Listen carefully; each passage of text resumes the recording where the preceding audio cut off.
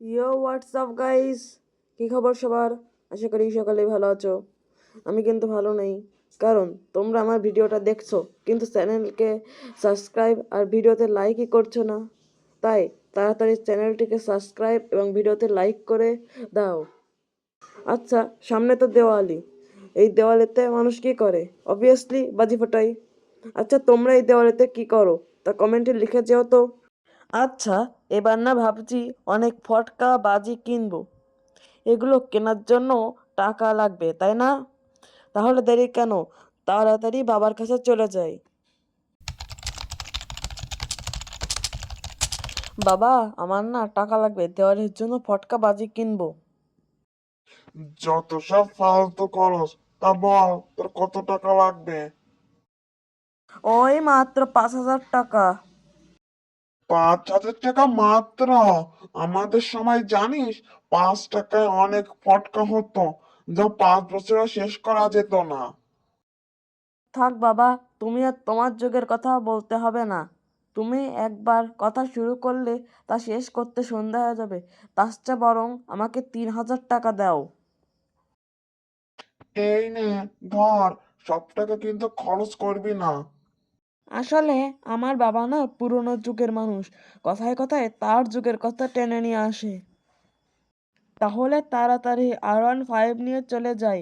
আর guys, তোমাদের একটা কথা বলতে ভুলে গেছি। ফটকা বাজি এসব না আমাদের শহরে পাওয়া যায় না, পাশের শহরে থেকে আনতে হবে। তাহলে দ্রুত পাশের শহরে চলে যাওয়া যাক। সো গাইস, বাজির দোকানে চলে এসেছি, তাড়াতাড়ি বাজি কিনে নিয়ে আসি। যাই। সো গাইস, আমি না অনেক ফটকা কিনেছি। আমার কাছে না বেশি টাকা নাই। বাজি কিনতে গিয়ে সব টাকা শেষ হয়ে গিয়েছে।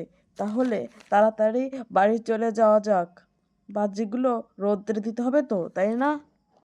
জোরে গাড়ি চালিয়ে তাড়াতাড়ি বাড়ি চলে এসেছি।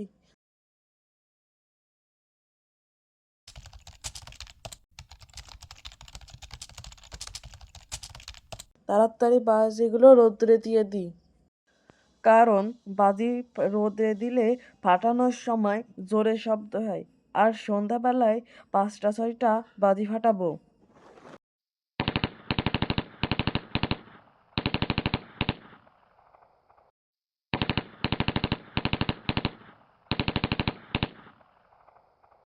এখন উপরে চলে যাই, দেখা হচ্ছে সন্ধ্যাবেলায়। সন্ধ্যাবেলা। সো গাইস, সন্ধ্যা হয়ে গিয়েছে, এবার বাজি ফাটানোর পালা। এবার একসাথে 5টা বাজি ফাটাবো।